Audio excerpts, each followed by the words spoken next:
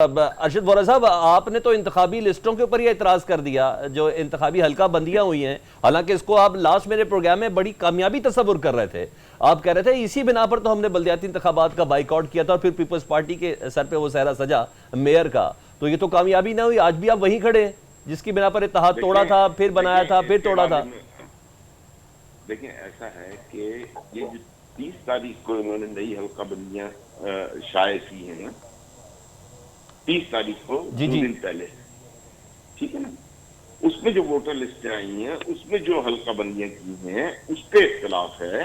क्योंकि जो हल्का बंदियां पहले आ गई थी, उसके ऊपर जब पीपल्स पार्टी ने इख्तलाफ किया था, पीपल्स पार्टी ने जो A to Z कंप्लेन लिख के भेजी थी, उसको मनोवन तस्लीम कर लिया गया और 30th को जो अमेंडेड आई, उसके अंदर पीपल्स पार्टी की तमाम हल्का बंदियों को जो उन्होंने जिस तरीके से चाहा था, जिस तरीके से उन्होंने अपनी अमेंडमेंट आई थी, वो तमाम हो गई।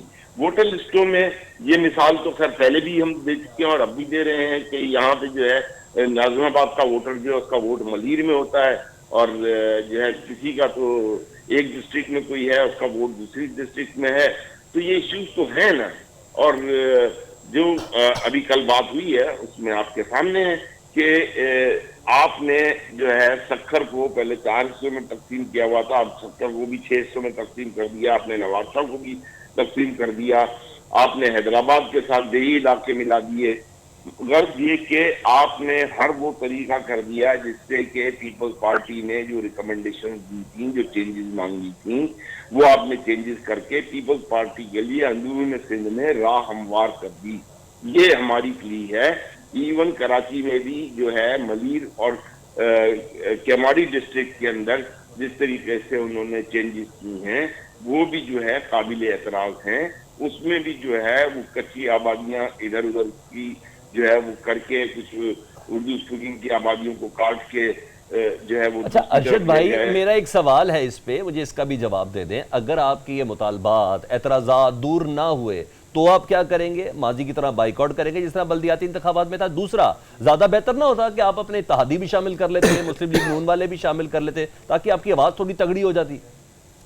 देखिए, बात यह है कि हमारे इत्तेहादी जो है, अभी हमारा ऐसा इत्तेहाद अनाउंस तो नहीं हुआ ना, अभी तो बात चल रही है। अभी तो हमारा जो आर्टिकल 140A की डेफिनेशन जो है, उसके तहत जो कॉन्स्टिट्यूशनल अमेंडमेंट करनी है, उस पर बात हो रही है। उस पर PMLN काफी हद तक एग्री हुई है।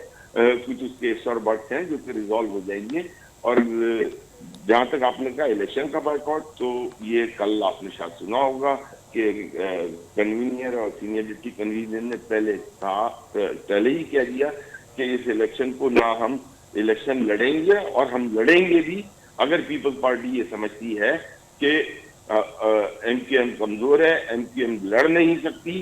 तो MQM लड़ना भी जानती है और MQM इलेक्शन लड़ना भी जानती है। ये जो है चेयरमैन ने, पार्टी के कन्वीनर ने और सीनियर डिप्टी कन्वीनर ने बड़ा क्लियर मैसेज दे दिया है। ठीक है, यानी इलेक्शन का बाइकआउट नहीं करेंगे, प्लेटफॉर्म इस्तेमाल करेंगे।